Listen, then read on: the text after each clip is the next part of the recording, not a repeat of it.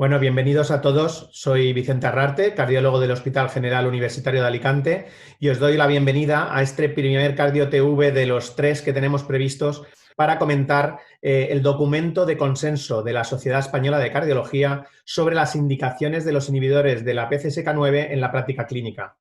Este es un proyecto de la Sociedad Española de Cardiología en valoración ya para publicación en la revista Rec Cardioclinics, en la que esperamos contar con él en las próximas semanas o próximos meses.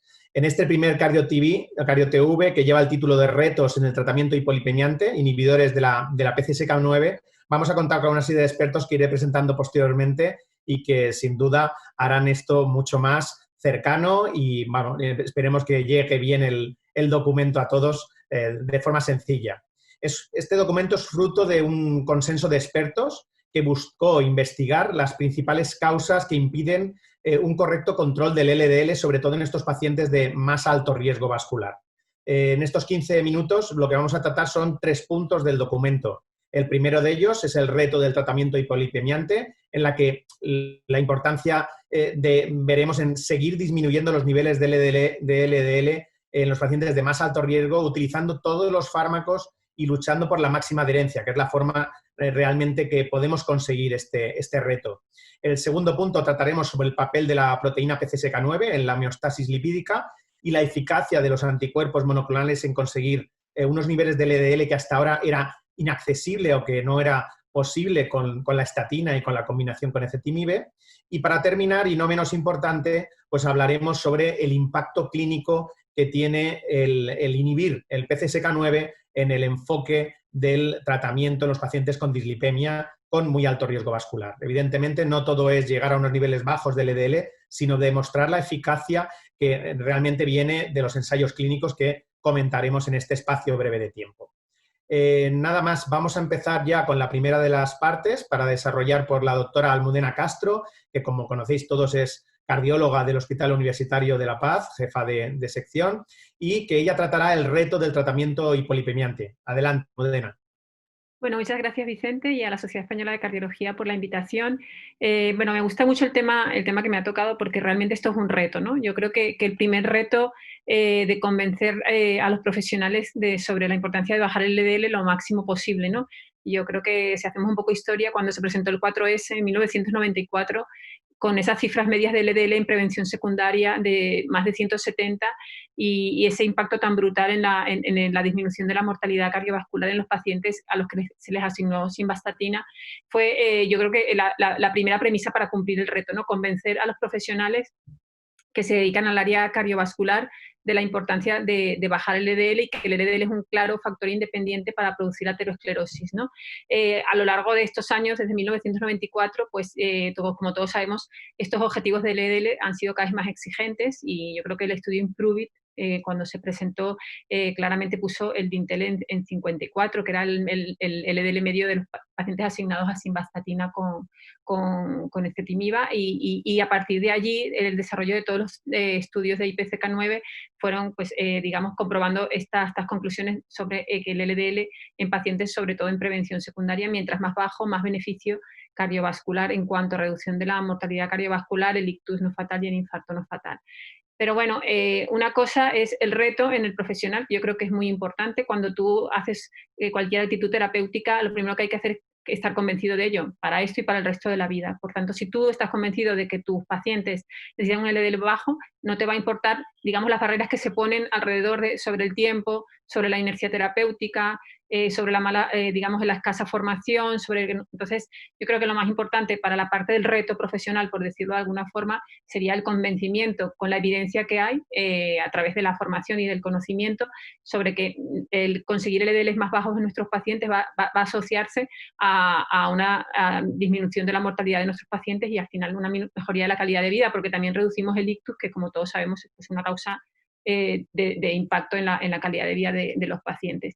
Y luego el otro reto, por el otro lado, es el reto de convencer al paciente. En las guías de dislipemia y de prevención cardiovascular cada vez hay un apartado más largo, más extenso sobre la importancia de hablar con el paciente, hacerle entender por qué se tiene que tomar una medicación. Yo creo que esto es muy importante, porque al final las cifras que tenemos de bajo cumplimiento, de bajo logro de los objetivos, como el Eurospiro, el estudio REPAR, con menos de un 40% en conjunto de lograr el objetivo del LDL, es básicamente, yo creo que una razón importante es que los pacientes dejan de tomar la medicación, la falta de adherencia, y esto es básicamente por la falta de comunicación del profesional al paciente. Yo creo que aquí los que hacemos rehabilitación cardíaca sabemos que es un elemento muy importante. Por tanto, reto del profesional, convencimiento, y reto para el paciente de comunicar, convencerlos también a ellos para lograr la adherencia.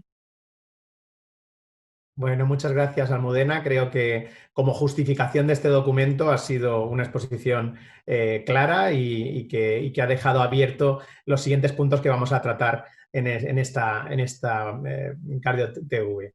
Bien, segundo punto va a ser nuestro compañero Xavier García Moll del Hospital Santa Creu i Sant Pau de Barcelona, y que nos hablará sobre los inhibidores de PCSK9, lo que es realmente el PCSK9 y la homeostasis lipídica implicada en el proceso. Adelante, Xavi. Bueno, muchas gracias, Vicente, y gracias a la Sociedad Española también por haberme invitado a participar aquí. Aparentemente esta sería la parte árida, digamos, la fisiopatología, pero precisamente el conocimiento de la fisiopatología es lo que ha permitido conocer una diana terapéutica sobre la cual actuar y de forma extremadamente eficaz, como ha comentado Almudena antes. Básicamente, los receptores de hepatocitos, en la superficie de los hepatocitos están los receptores de los LDL, y asociados a estos receptores hay una proteína que comparativamente es pequeñita, pero que está ahí situada, que es la PCSK9. Normalmente estos receptores de LDL lo que hacen es pescar literalmente una partícula del LDL, se internaliza, va para los lisosomas de hepatocitos y ahí se destruye la partícula de LDL y el receptor vuelve otra vez a la superficie para volver a pescar otra partícula y así ir vaciando, digamos, del LDL el plasma que va pasando por allá. La PCSK9 lo que hace es estar ahí al lado, se internaliza junto con el receptor de LDL y la partícula de LDL, y a nivel del lisosoma lo que hace es marcar la destrucción del receptor, de manera que un receptor normalmente sin la proteína haría el ciclo unas 100 veces, al tener la PCSK9 asociada lo que hace es destruirse y, para entendernos, funciona una sola vez. De manera que las mutaciones que puedan tener esta proteína, si son mutaciones que disminuyen la función de la proteína, lo que pasará es que este receptor servirá varias veces. Si la mutación es al revés, y hacerla hiperfuncionante de manera que sea muy eficaz para marcar este receptor, lo que hará es que se destruya solo con un uso. Con lo cual, en función del tipo de mutación que tengamos de esta proteína, podremos tener diferentes impactos en los niveles del LDL y bueno, el hecho de inhibir esta proteína con estos inhibidores directos lo que hace es que se añada un efecto sobre estatinas y sobre ezetimibe de alrededor de un 50% de reducción de LDL. Se está yendo también un paso más allá con inclisiran, que es ir directo al RNA mensajero, al RNA, vamos, de la proteína de la PCSK9, con lo cual se inhibe a un nivel previo y esto, bueno, pues también nos permite, se ha visto, se está empezando a ver que hay reducciones similares que las que obtenidas con IPCSK9 en los niveles de LDL. Por tanto, conocimiento de fisiopatología importante para identificar dianas terapéuticas que pueden acabar siendo útiles desde la perspectiva clínica, como es el caso de los IPCSK9. Bueno, pues muchas gracias, Xavi. Yo creo que con la presentación de Almudena sobre la fundamentación de en qué estamos buscando, que es ese reto de bajar el tratamiento hipolipemiante, bajar el LDL lo más posible, sabiendo que tenemos esta opción de inhibir el PCSK9 con ese efecto que estabas comentando tú, Xavi, lo que nos queda, evidentemente, es cerrar este círculo viendo el impacto realmente que podemos llevar a cabo en el mundo clínico, en nuestro enfoque clínico de los pacientes con estas moléculas. Y para ello, pues contamos con Julio Núñez, que es cardiólogo del Hospital Clínico Universitario de Valencia, que nos hablará sobre el tema del impacto clínico de estas moléculas. Adelante. Muchas gracias, Vicente, por la invitación, y muchas gracias a la Sociedad Española de Cardiología por hacerme partícipe en este documento de consenso que pronto esperemos ver publicado. Dos grandes ensayos clínicos avalan la utilidad clínica de los inhibidores de PCSK9. Ensayos clínicos que, hay que decir, han incluido decenas de miles de pacientes, la mayoría de ellos con cardiopatía isquémica establecida.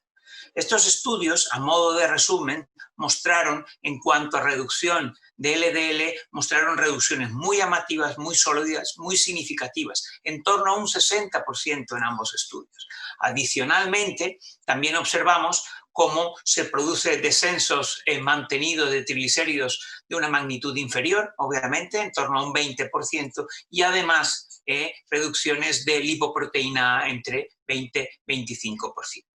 ¿En qué se tradujo este descenso, esta mejoría del perfil lipídico cuanto a reducción de eventos clínicos? La reducción en ambos estudios en cuanto al episodio combinado que incluyó muerte cardiovascular y episodios aterotrombóticos, estuvo en los dos estudios en torno a un 15% de reducción de riesgo. Hay que tener claro y tener presente que las curvas de separación a lo largo del tiempo parece que se van separando, lo que a nosotros, lo que en mi opinión sugiere que este impacto clínico en reducción de episodios adversos podría verse incrementando a mayor tiempo de seguimiento. Estos hallazgos adicionales hay que recalcar que se consiguieron fueron adicionales a los observados, a los que se observan con estatinas y ezetimibe. Analizando y viendo los estudios de subgrupos, hay ciertos subgrupos de población que podrían verse más beneficiados en cuanto a reducción de eventos clínicos. Pacientes que muy habitualmente vemos en las consultas de cardiología, como podrían ser los enfermos con un infarto agudo en los últimos 12 meses, enfermos con enfermedad coronaria extensa, enfermedad coronaria multivaso, enfermo con enfermedad arterial periférica y enfermo con cirugía de revascularización previa. Todos estos datos de eficacia contrastada no se ven ensombrecidos con ningún problema de seguridad hasta el momento. Bueno, pues muchas gracias, Julio, y la verdad es que yo creo que queda redondo todo lo que hemos ido comentando, pero para terminar vamos a hacer una frase final, os voy a pedir una frase final a cada uno de vosotros, cambiándoos un poco vuestro rol para ver la opinión sobre este tema del documento. Para ello, a Almudena pues le dirijo en su minuto, lo quiero dirigir a su opinión sobre la evidencia demostrada por los IPCSK9 y la implicación clínica. Una opinión más personal, pero que evidentemente pueda dar su interés. Yo creo que la evidencia es que los IPCK9 reducen aún más el LDL y llegamos a objetivos más bajos de LDL, que eso es una cosa buena, pero que quizás le hemos pedido mucho a los IPCK9, ¿no? Y yo creo que esto fue una cosa que pasó cuando se les publicaron los dos grandes estudios. Queríamos una reducción de la mortalidad, tenemos que estar, yo creo que convencidos como profesionales de la salud, que cada vez es más difícil, afortunadamente, porque los pacientes están mejor tratados, lograr bajadas de mortalidad, y que tenemos que saber que un resultado de bajada de ictus, de bajada de infarto de miocardio, no fatal, es un resultado bueno y es lo que dice la evidencia, ¿no? Y luego, ya para terminar, saber que no todos estamos en el mismo cajón desastre, que hay grupos, y yo creo que los perfiles de pacientes deben quedar claros, que se benefician más que otros y son los que tenemos que gastar las energías en conseguir la financiación para estos pacientes. Enfermedad arterial periférica, reinfarto, enfermedad multivaso, diabéticos, y que son los que en este documento también pues se habla un poco, que serán en otro Cardio TV, pero creo que es importante convencernos de que la evidencia está ahí, que el beneficio existe y que sobre todo existe cuando los aplicamos a perfiles de pacientes concretos. Gracias, Almudena. Y el minuto para Julio. ¿Qué hacemos mal si la mayoría creemos que estamos utilizando la estatina de alta potencia, le estamos sumando ezetimibe, incluso en aquellos pacientes que tenemos indicación que podamos utilizarlo, estamos utilizando el IPCSK9, y luego la realidad es que menos del 30% de nuestros pacientes de muy alto riesgo vascular están en esos niveles objetivo? Esto es una pregunta que se podría extrapolar a muchísimos otros escenarios de la cardiología, ¿no? Sobre todo cuando abordamos patologías crónicas, ¿no? El porqué de esta inercia terapéutica básicamente serían factores dependientes del paciente, la resistencia del paciente, que se basa en el desconocimiento de la naturaleza crónica de su problema, En segundo lugar, factores dependientes del sistema, las trabas burocráticas, el IPT limitado. Todo esto, en cierto modo, condiciona y condiciona un subgrupo de población muy específico al cual se puede prescribir dentro del sistema público. Y por último, factores dependientes de nosotros, los profesionales, que pienso yo que son los más importantes. ¿Y esto a qué es debido? Yo tengo que decir y pienso que es el desconocimiento. Tenemos nosotros actuamos muy bien, somos ante una situación activa, ante un problema que ya está encima, pero no tenemos nosotros en nuestra formación, en nuestros actos clínicos diarios, adolecemos de esa actitud preventivista. Este desconocimiento, esta falta de actitud preventivista nos lleva a que nuestros compañeros en muchas ocasiones nos llegan a decir LDL menos de 55, no seas exagerado. Si el paciente está bien, ¿para qué tanto? Bueno, desgraciadamente lo que tenemos nosotros desde aquí es que transmitir que hay que estudiar y hay que ver la evidencia. La evidencia consistente y sólidamente muestra que esto se traduce en beneficio clínico para los pacientes. Vale, gracias, Julio. Desde luego, toca profundizar con este documento, que es la idea con la que se realizó, para mejorar estos números. Es inadmisible que sigamos teniendo un control tan subóptimo, ¿no? Y para Xavi, la última pregunta. ¿Razones para no utilizar un IPCSK9 en un paciente de muy alto riesgo cardiovascular a los que no llegamos con el tratamiento con estatinas de alta potencia e incluso en algunas ocasiones sumando también combinación con ezetimibe? ¿Qué decir que no podemos utilizarlo? ¿Por qué vamos a no utilizarlo? Pues me gusta que me hagas la pregunta. Básicamente, una razón no hay, es decir, no existe desde una perspectiva médica, salvo que se conozca que, yo qué sé, que tenga intolerancia al fármaco o al dispositivo por látex, uno tiene, el otro no, pero que esto es extremadamente poco frecuente. Fuera de esto, francamente, no se me ocurre ninguna. La única barrera con la que nos toparemos, para variar, es la administración. Y a partir de aquí tendremos que ir luchando caso por caso para conseguir pues, que nos permitan prescribir, pero ya como una cosa excepcional, vía mecanismos diversos, pero una razón objetiva médica nuestra no le veo. Bueno, pues gracias, Xavi, y creo que hemos conseguido cerrar completamente todo lo que se nos pedía en este Cardio-TV. Y bueno, hemos resumido todo y creo que todos habéis estado acertados en hacerlo de forma muy concisa y precisa. Nada más felicitaros a todos, Almudena, Julio, Xavi, y espero que haya sido del agrado de todos los espectadores. Muchas gracias. Muchas gracias. Hasta luego.